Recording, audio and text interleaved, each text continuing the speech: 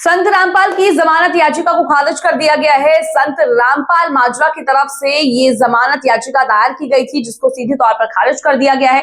ये पूरा मामला 2014 का है। आखिर वे क्यों जेल काट रहे हैं, क्यों जमानत याचिका दायर की गई, इतने साल क्यों हो गए जेल में, इस पर बात कर लेते हैं। ये पूरा मामला 2014 का है, जिस समय पर विवाद देखने को मिला था। जनता सड़क पर उतर आई थी। जो भी संत रामपाल के समर्थक थे वो रोडों पर उतरे थे और उन्होंने काफी हिंसक झड़प की थी। पुलिसकर्मियों पर हाथ उठाया गया था, क्योंकि जो संत रामपाल है उनकी गिरफ्तारी ना हो, इसलिए उनके समर्थक सड़कों पर उतर आए थे और साथ ही काफी हिंसक झड़प की गई थी उस समय पर।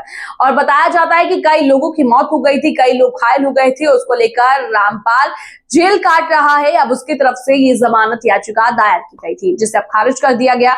अब कहा जा रहा है कि इनकी तरफ से जो है अब हाई कोर्ट में याचिका दायर की जाएगी। अब सवाल यहाँ पर ये उठ जाता है, क्या हाई कोर्ट की तरफ से सीधे तौर पर राहत मिलती हुई नजर आएगी या वहां से भी खारिज कर दी जाएगी? क्योंकि जिस समय पर इतनी हिंसा हुई, इतने लोगों की मौत हुई, इतने लोग घायल हुए, आखिर उसका जिम्मेदार है कौन? किसने कहा था कि इस तरीके से झड़प की जाए, इतने लोगों को मारा जाए? ये पूरा मामला 2014 का है। अब देखने वाली बात होगी कि इस पूरे मामले पर क्या कुछ कार्रवाई की जाएगी। अब बात कर लेते हैं इस पूरे मामले को लेकर क्या प्रतिक्रिया लोगों की रही और किस तरीके से इस पूरे मामले में जांच पड़ताल की जा रही है।